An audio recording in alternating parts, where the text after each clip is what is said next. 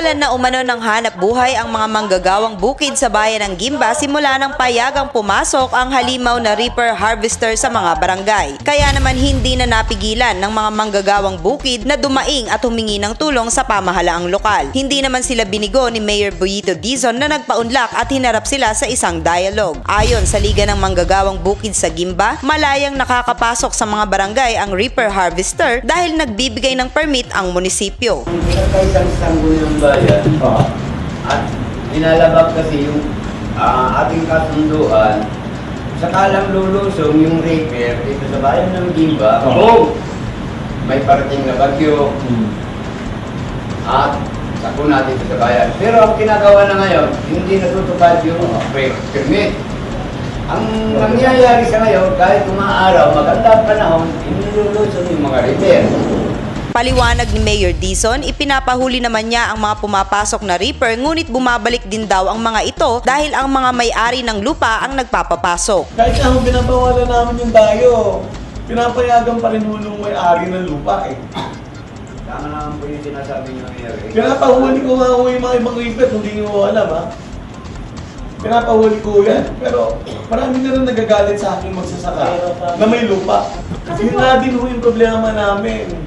Kaya nga, may pinapangulong eh. Pagkatapos namin pa wala, agad ang isang dalawang araw, bumabalik.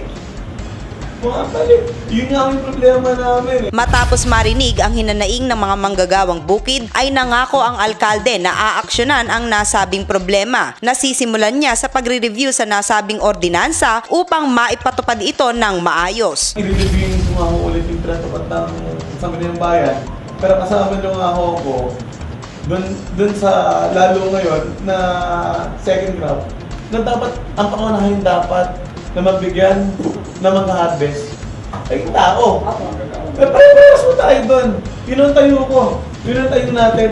Kaya nga, kakausapin natin sila, sabi ng bayan, ma-review. Hinamon ni Dizon ang mga apektado ng halimaw na organisahin ang mga lehitimong manggagapas upang makapagtayo ng kooperatiba at mabigyan ng livelihood program ng pamahalaang lokal. Organisahin mo talaga natin kung ino ba talaga ang bilang ng manggagapas. Di ba? Kasi ang ibang tao, sinasakan ho ito eh.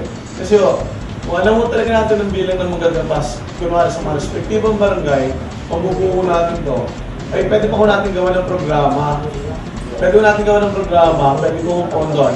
Hinikayat rin niya ang mga manggagawang bukid na makipagtulungan maging sa mga kapitan at pulis upang masolusyonan na ang nasabing problema. Ako po ang inyong kaibigan, Clarissa de Guzman para sa Balitang Unang Sigaw.